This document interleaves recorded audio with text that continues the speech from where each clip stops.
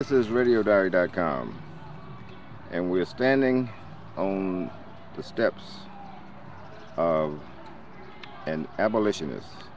Now, some of you will not know what an abolitionist is, and some of you may not care. But this is the home of abolitionist Frederick Douglass. He was born February 18, 1818. You do the math. His name was given to him by his slave owner. He became a black American statesman, and this is where he lived. The view that you see is the home of abolitionist Frederick Douglass. Did you know that he also ran for vice president at one time? Yep. And this is where people of the District of Columbia, some who have never been here, and some that don't even care that the house is here, believe it or not. But the house has been renovated, and it is a fantastic view. This is what Frederick Douglass would see when he looked out of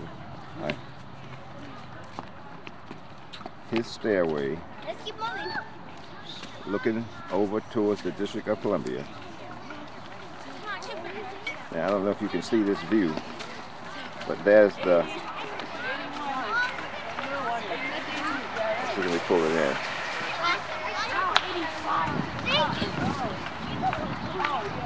This is what Frederick Douglass would do in the morning when he wakes up, overlooking the District of Columbia.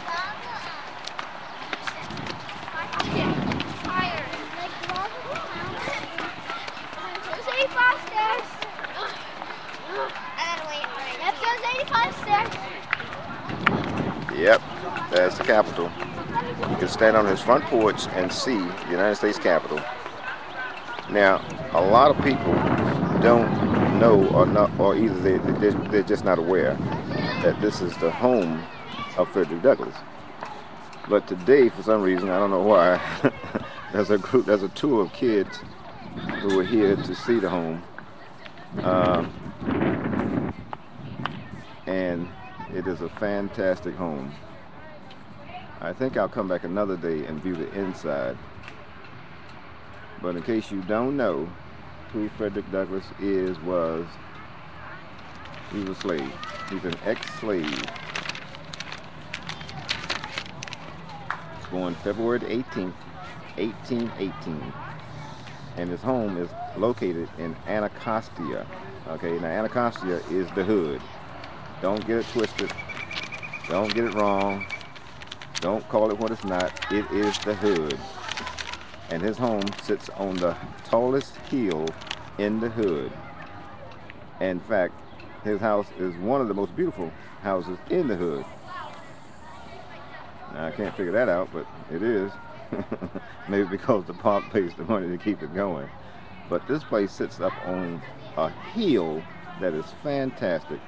I'm going to pan around and let you see another view of what this man would wake up to every day.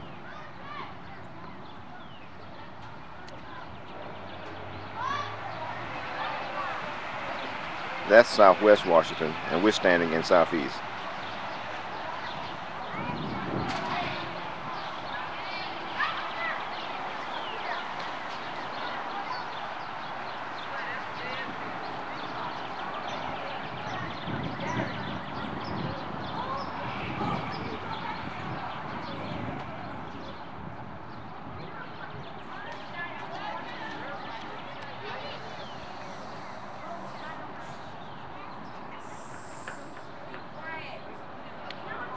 The kids you see up on the porch, they're part of a tour that just arrived. They have no clue of who Frederick Douglass was, or probably don't care. They're probably waiting for the next popsicle truck to come by. But they're here. And they will learn something today. It is a fantastic, fantastic historical site. And it's located right in Washington, D.C., in the hood. Don't get it twisted. So if you come to Washington, and you want to see the Frederick Douglass home, you must come here. This is RadioDiary.com.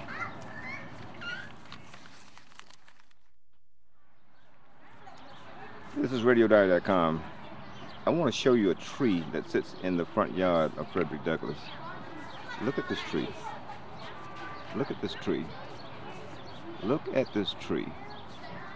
Look at this tree. This tree, I won't say it's 100 years old, but it's close.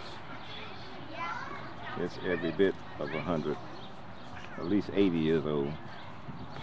I'm going to walk you on the side of his property. His property starts.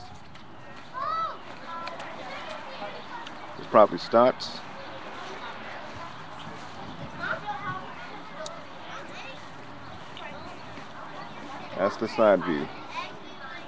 It has 3 windows on the side and a fantastic view. I don't know what you would call that center window, but I'm sure he would stand in that window and gaze over the city of Washington and wonder what was going on or what his next move would be, because he could look right on the Capitol. So this is what Frederick Douglass, this is where he lived. This is a slave. Came to America from Baltimore, I think. But this is what he achieved. And this is when black folks were slaves. Don't get it twisted. This is when we were slaves. Now, where do you live? You're not a slave. Do you have a home? You're working to buy a home? This is what Frederick Douglass did. This is RadioDiary.com.